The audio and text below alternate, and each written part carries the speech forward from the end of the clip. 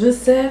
Je suis à moins d'une vidéo par mois. J'ai pas vraiment d'excuses ni d'explications, c'est juste que j'étais très fatiguée ces derniers temps et je pense que j'avais trop de semaines à rattraper. Je passe aussi mes heures de conduite parce que ouais, ça fait depuis janvier que je dois les passer en fait. Le problème c'est que mes heures de conduite sont valables qu'un an. Du coup je profite des vacances pour en passer un maximum et ça me prend grave du temps en fait et ça m'épuise à un point. Et aussi je suis en manque d'inspiration. J'ai beaucoup moins d'idées qu'avant pour mes vidéos. Enfin je sais pas en fait ce qui vous ferait plaisir de savoir en fait ce que vous attendez de ma chaîne. Bref, c'est pas le sujet de la vidéo. Aujourd'hui je voulais faire cette vidéo parce que ça me tient à cœur et que j'aurais aimé voir cette vidéo quand j'étais plus jeune. Je vais vous donner des astuces pour vous habiller si vous avez une morphologie en A. Alors j'ai une morphologie en A, comme vous pouvez le voir. Je n'ai pas de boobs, j'ai absolument pas de seins. J'ai un très petit buste, une très petite taille comparé à mes cuisses et mes fesses qui sont plutôt énormes par rapport au reste de mon corps. Donc c'est pour ça qu'on appelle ça une morphologie en A, c'est tout simplement parce que vous avez un petit corps en haut et en bas c'est genre... Wow.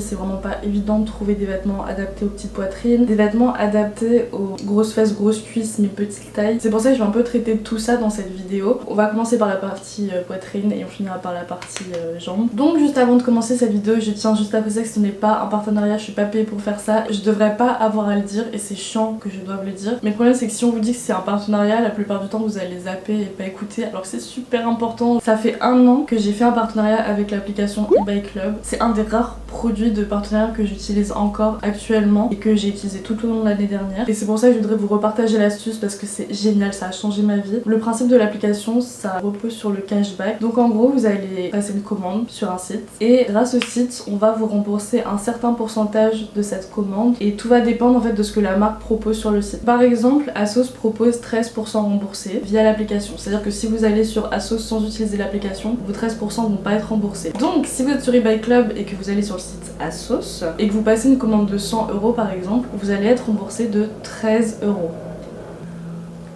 Il y a un moment, les travaux c'est trop, ça tape sur ma santé mentale. Non mais là...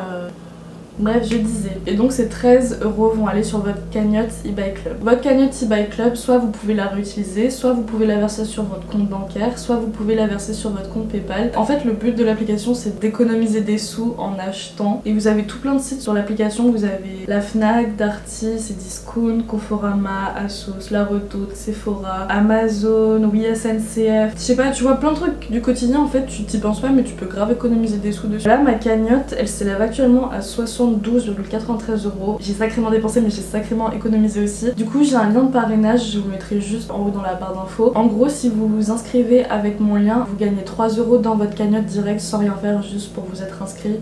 Donc bitch, je sais qu'on n'est pas à 3 € près mais c'est quand même 3 € gratuits. Je trouvais ça bien de vous en parler dans une vidéo, je parlais que de fringues.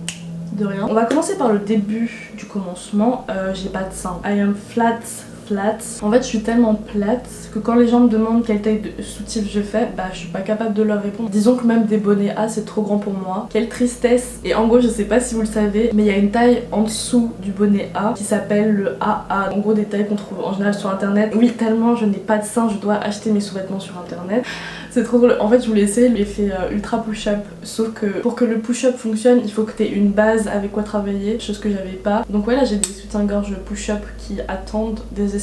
Tout ça pour vous dire que dans cette vidéo je vais pas vous apprendre à faire semblant d'avoir une grosse poitrine. Je vais pas vous faire un tuto sur comment rembourrer votre soutien-gorge de façon à ce qu'on croit qu'on est un décolleté. Je vais pas vous apprendre à faire du contouring des boobs pour faire genre. Dans cette vidéo je vais vraiment vous montrer comment mettre en valeur vos petits seins, comment les assumer, comment vous aimer avec, arrêter de complexer. Bon bah puisqu'on est lancé, quitte à vous parler de ma vie, autant qu'on continue. J'ai jamais été vraiment très complexée par la taille de ma poitrine, à part peut-être 1 an ou 2 ans au collège, parce qu'en fait dans la mentalité du collège, ce qui différencie la petite fille de l'adolescente, enfin de la jeune adulte, c'est la poitrine.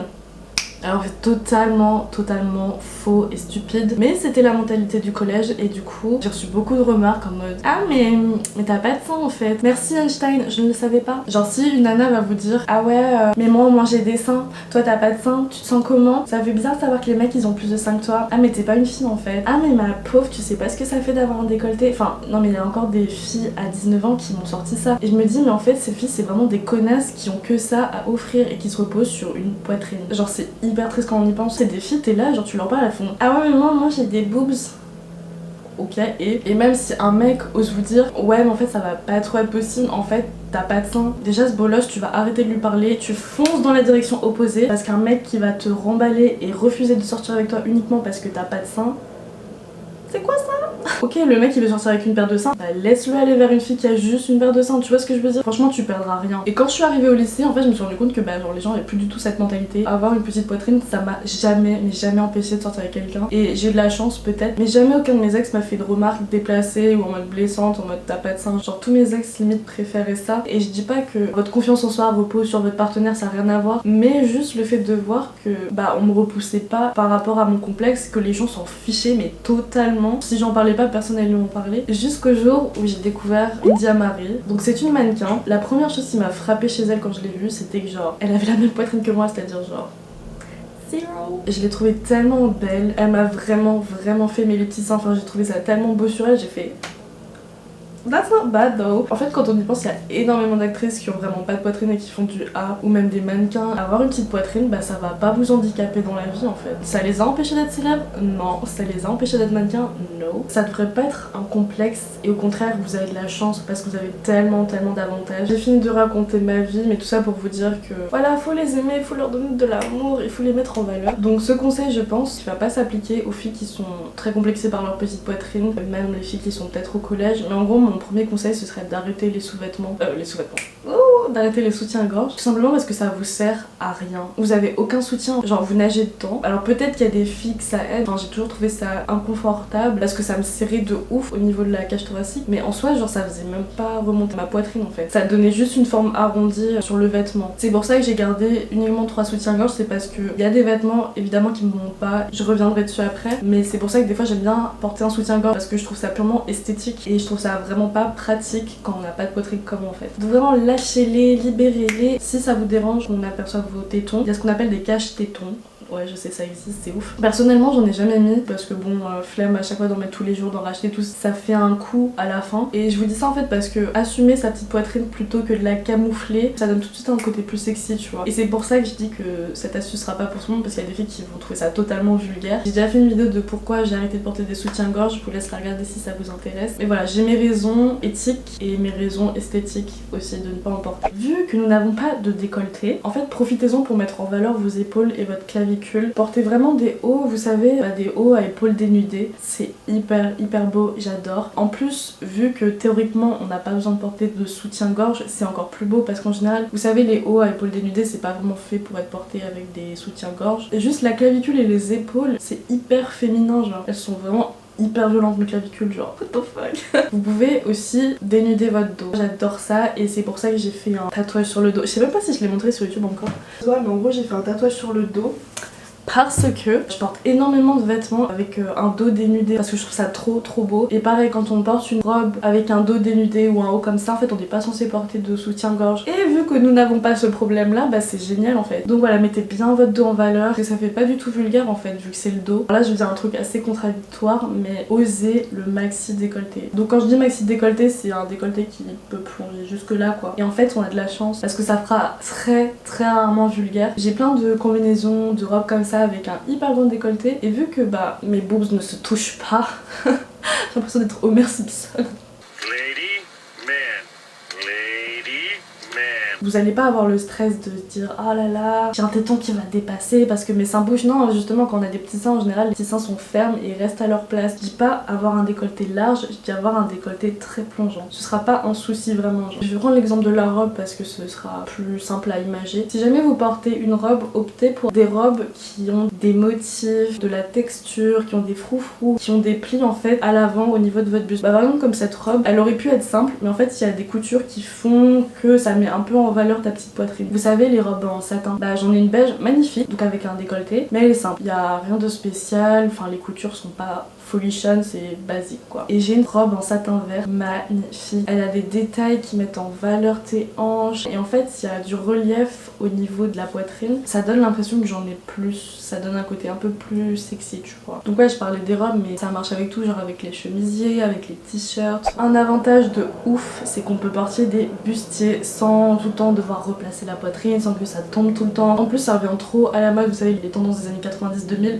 mettez-en. Vraiment c'est le type de haut que les filles avec une plus grosse poitrine vont avoir du mal à porter parce qu'en fait elles vont avoir besoin de soutien. Donc peut-être qu'elles vont devoir mettre en plus un soutien-gorge en dessous du bustier. Sauf que vu que c'est des soutiens-gorge sans bretelles, bah ça tombe, il faut les remonter tout le temps. Enfin vous voyez c'est ce genre de problème que vous pouvez éviter, donc profitez-en. Vu que vous avez une petite poitrine, vous pouvez vraiment jouer sur le oversize. En soi, quand tu vas mettre un truc oversize, que t'aies un soutif ou pas, que t'aies des gros seins ou pas, en fait on verra pas la différence. Après c'est dommage parce que c'est en soi caché, mais vu qu'on a des petits seins, bah genre autant être à l'aise tu vois. Et moi j'adore cette mode par exemple de superposer de t-shirts ou avoir des gros pulls. J'aime beaucoup aussi les chemises oversize. Alors il y a quand même des vêtements qui ne me vont pas. Par exemple le col roulé à manches longues noir, c'est un habit genre que j'adore. Je trouve ça trop beau, mais genre quand vous mettez pas de soutien-gorge, c'est tout plat comme ça là. C'est pour ça que je mets tout le temps un soutien-gorge avec mes cols roulés à manches longues. C'est juste parce que je trouve que ça rééquilibre la silhouette en fait. En temps normal, on va vous donner cette règle, c'est d'éviter de porter des hauts noirs parce que ça va donner l'impression que c'est encore plus petit. Je suis pas spécialement d'accord avec cette règle, enfin en tout cas pas pour tous les vêtements, mais il y a un vêtement noir à ne jamais porter avec ce type de poitrine, les débardeurs, vous savez à bretelles fines. Ça met pas en valeur votre poitrine, genre ça l'écrase juste. Du coup, qu'est-ce que je fais? Bah je mets un soutien-gorge, sauf que le problème c'est qu'en fait ce type de débardeur, bah, ça a tendance à descendre et du coup ça laisse remonter le soutien-gorge, sauf qu'en fait quand on va voir votre soutien-gorge, on va voir qu'il y a rien en dessous, donc ça va être encore pire. C'est pour ça que je privilégie vachement des variantes. Je prends des bodys noirs avec des décolletés